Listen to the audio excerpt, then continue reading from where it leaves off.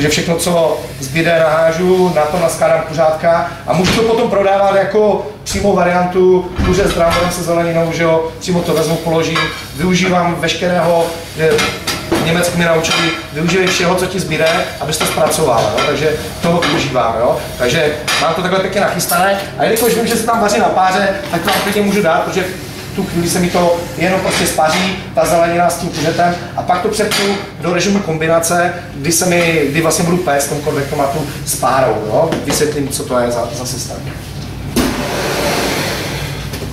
Vidíte, kolik té páry z toho krásně jde, jo?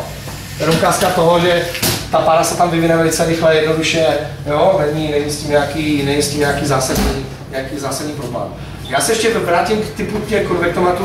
Já jsem říkal na začátku, že máme konvektomaty typu Blue Vision, který teda ukazujeme tady, ale my máme ještě nižší řadu konvektomatů, abych to sjednotil.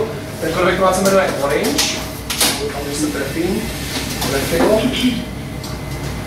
vypadá úplně stejně ten konvektomat. Ne, než to vytáhne, já řeknu ještě jednu věc. Ten konvektomat si zaznamená 160 hodin provozu. To znamená, že tady to, že mám tu jehlu v tom knedlíku, mi neslouží jenom proto, abych věděl, že ten knedlík je hotový teďka, ale protože já to můžu mít jako jeden z kritických bodů pro Vigilnu z HACCPu. Já si to vytáhnu, tyto data se dají přes USB disk dole nahrát a na našem webu je program, na kterém se dá graficky znázornit ta teplota.